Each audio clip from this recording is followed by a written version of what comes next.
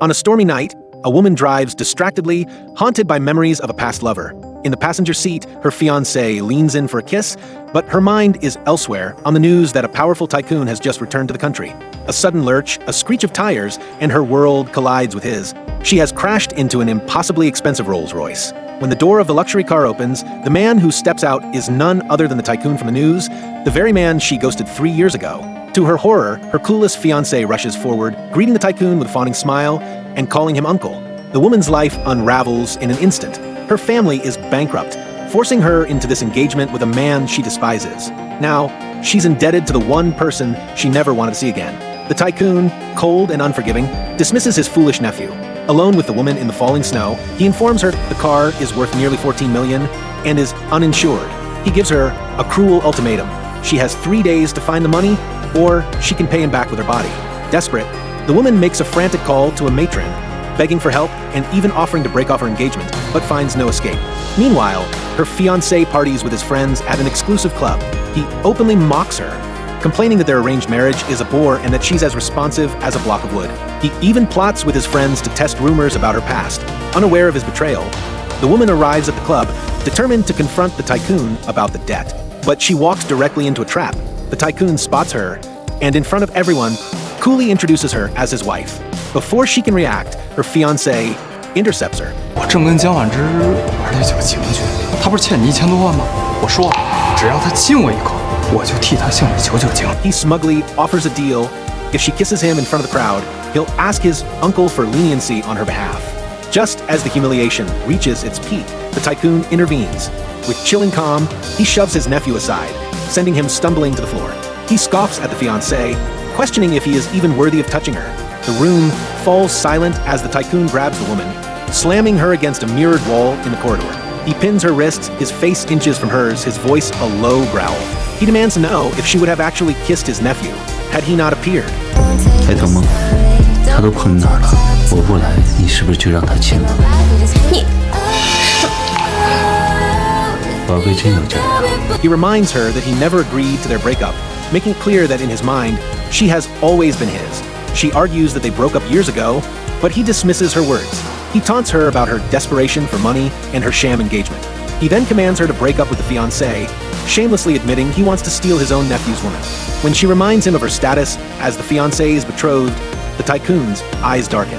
He threatens to destroy the fiancé, adding that her constant mention of the other man's name only fuels his violent desires. Seeing her indifference to the fiancé's fate, a cruel smile plays on the tycoon's lips. He sees it as proof that she could never love a man so inferior to him. He pulls her closer, his anger melting into a possessive tenderness. 宝宝，你第一天认识我吗？我的确不是东西，我是你的狗。 He is her boss, the man she once desperately tried to forget. Now, in the confines of her office, he traps her, his presence an overwhelming mix of authority and obsession. He leans in close, his voice low, confessing that he doesn't care about her professional reasons for firing an actor. He only wishes she had done it out of pure malice, a dark reflection of the twisted devotion he feels for her. This is the man who shattered her world. And now he has returned, not just as a ghost from her past, but as the one person who holds power over her future. The night before, after he had violently crashed her engagement party, his pursuit was relentless. He cornered her, his words a confusing blend of sweet talk and threats. He told her she looked more beautiful than ever, that her racing heart was a sign she still felt something for him. The woman stood her ground, promising to end her engagement, but making it clear it was not for his sake. She could not escape the intensity in his eyes, a burning fire that had been extinguished years ago, only to now return as an inferno. Just as he seemed to be breaking through her defenses, a phone call from the friend shattered the illusion.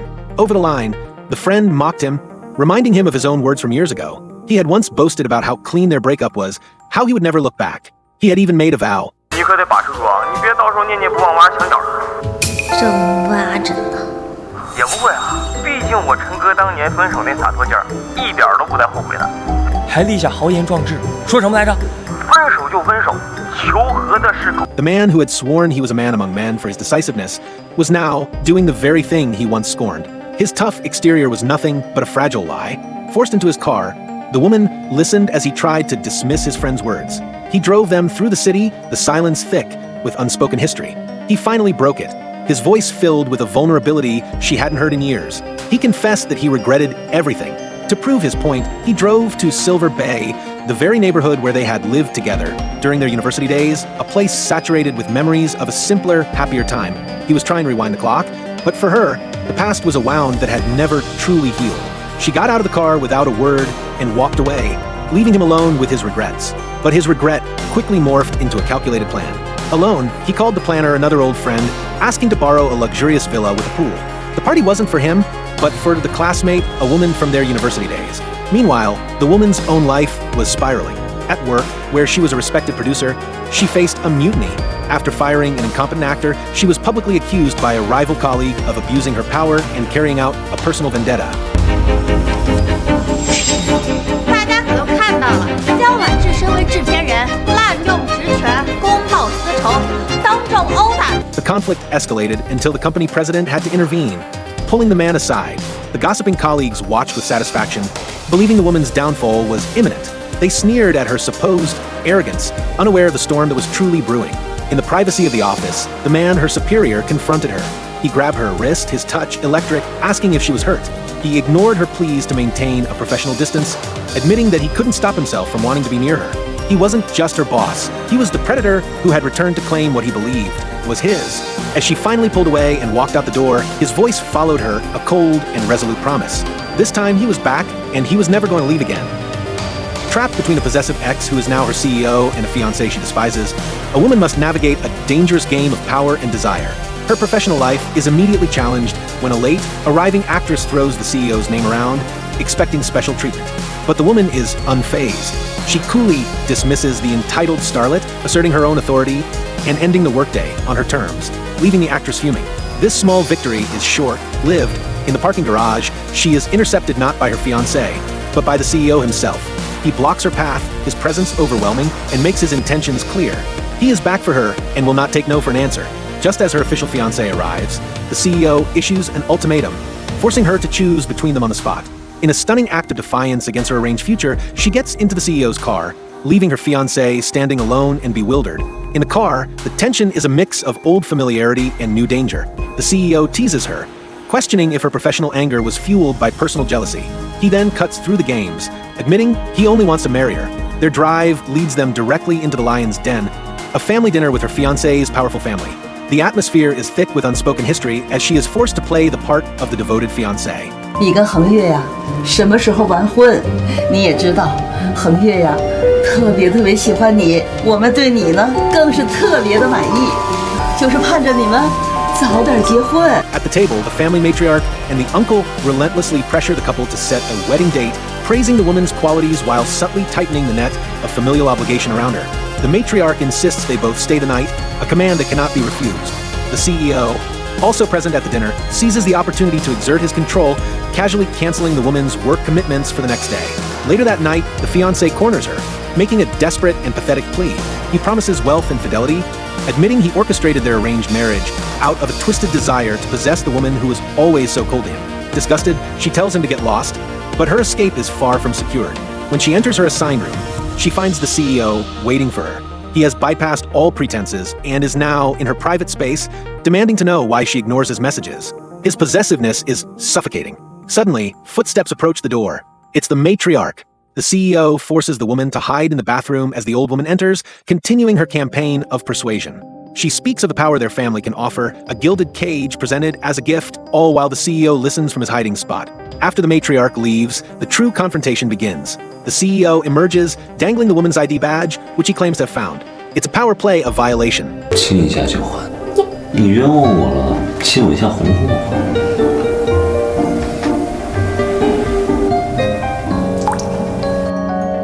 He demands a kiss for its return, and under duress, she complies with a cold peck on the cheek. He then pulls her into an embrace, whispering that he will handle everything for her. He declares that she was always his, that their story never ended, and that her fiancé is merely an obstacle he will remove. 你们要我拿奖奖？你本来就是我的，没公开不代表没有在一起过。傅恒月才是后来者。 He aggressively pushes her ID badge back into her coat, a gesture of ownership. She has escaped one trap, only to find herself in a far more dangerous one. Caught by a man who believes he owns her past, present, and future. This woman attends her old friend's birthday party, seeking a moment of peace. But in the women's dressing room, she is cornered by the one man she can never escape. He is the CEO, a figure of immense power and dangerous obsession, and he has just declared that she has always belonged to him. The fragile independence she fought for begins to crumble. The day starts under the watchful eyes of her fiancé's family. The uncle and grandmother arrange for her fiancé to drive her to work, a seemingly kind gesture that feels more like a leash. In the car, the fiancé confirms her fears, stating he is there simply to supervise her. His control is a quiet cage, contrasting with the CEO's overt aggression. He attempts a grand romantic gesture, ordering breakfast for her entire film crew, a public display of ownership. He even tries to rekindle their connection with an invitation to a pool party, but the tension between them is palpable. Later, at the party with her friend, the woman tries to forget her troubles, but her inability to swim leads to a near-fatal accident. The fiancé dives in without hesitation, pulling her from the depths and performing CPR.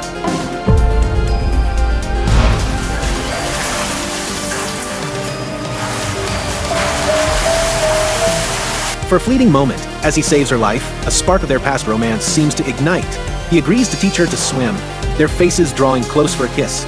It appears the fiancé might just win her back, but the CEO is always watching. A single phone call informs him of the party. He is furious to learn it's being held in his own villa, hosted by the woman's old classmate. The final piece of information sends him over the edge. The classmate plans to confess his feelings to the woman tonight.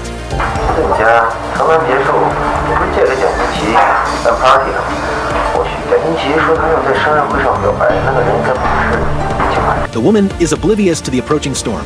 She meets with the classmate, who is now a successful producer. He professionally offers her a chance to collaborate on a new project, a recognition of her talent. The interaction is innocent, a glimpse of a future she could have. Her friend even warns her about the singer's obvious affection, urging caution. The calm is shattered when the CEO storms into the women's dressing room. He confronts her, his voice laced with fury, demanding to know why she ignored his messages to meet another man. 宝宝，你就准备穿成这样去见那些人吗？你进这里干嘛呀？这是女更衣室。要不是你对我使用冷暴力，我也不会找到这儿来。 She tries to use her engagement as a shield, but he scoffs at it. He reminds her this is his domain, and she is his to claim. He reveals he learned his manipulative tactics from her own family circle, twisting the knife deeper. He commands her to stay away from the wild men outside. He grabs her arm, forbidding her from ever ignoring him again, his possessiveness disguised as a plea for security. She challenges him, recalling a time when his jealousy was more violent. He claims he has changed, leaning in to seal his words with a kiss on her cheek. But she sees through the act, knowing her former lover is merely a brilliant actor. He corners her one last time, his final words a chilling command. She must remember to reject everyone else. His love is not a promise, but a prison. A strange man's blazer, found in a dressing room, becomes an unexpected shield against the cold. But this is no random act of kindness. The woman's friend recognizes the jacket's owner. It belongs to the same man who saved her from drowning back in university, an incident that became campus legend. The friend reveals the man is here tonight, eager to orchestrate a reunion. The woman, however, politely declines, sensing the complicated history between them is best left in the past. Her refusal is cut short by the arrival of the rival. With a saccharine smile and sharp eyes, she immediately targets the woman's modest attire.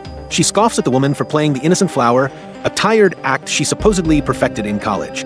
The woman retorts, questioning the rival's own flashy appearance, but the verbal jab does little to deter her. The friend, caught in the middle, tries to defuse the tension, but the rival's animosity is clear. Later, by the pool, the woman appears to orchestrate a familiar scene. She is seen taking selfies before suddenly plunging into the water. As she struggles, the man appears as if on cue, pulling her into his arms. He whispers that he is there for her, a hero for the second time. He gently mocks her, calling her a landlubber who still can't swim. She insists she merely slipped, but the encounter feels like a reenactment of a long-forgotten play. Their past is a tangled mess of affection and pain, a memory of him begging her not to leave, of her coldly stating she no longer loved him. 宝宝，你别走。分手吧，我已经不爱你。你不爱我还爱谁？谁还能比得上？ Their moment is shattered when the friend and the rival discover them soaking wet by the poolside. The woman offers her practiced excuse of accidentally falling in. The rival is not convinced. She looks at the woman with pure disdain, sneering at her for using the same old drowning trick to get attention. Away from the others, the confrontation escalates. The rival lays everything bare. She recounts the woman's humiliating failure to win the man's affection in university, a story that made her a laughingstock. 江婉之啊，怎么过了这么多年，你还只会溺水这一套啊？早就听说你大学的时候想吸引西门里晨的注意，结果尚未不成反被群嘲。 The rival then delivers a final piercing blow. She asks if the woman, in all her scheming, ever discovered the identity of a man's true first love. The implication hangs heavy in the air, a secret that could unravel everything. The scene shifts to a lavish birthday party. It is the man's celebration. The air is thick with social maneuvering and whispered gossip as guests vie for position within their elite circle. The friend greets new arrivals, while the rival observes the room, confidently predicting the failure of others' romantic pursuits. Suddenly, the birthday boy himself steps onto the stage. He silences the murmuring crowd with a smile, raising his glass. He announces that he wants to use this opportunity to share something important with everyone. The room falls silent, all eyes fixed on him as he takes a breath. He declares that he has found someone he likes.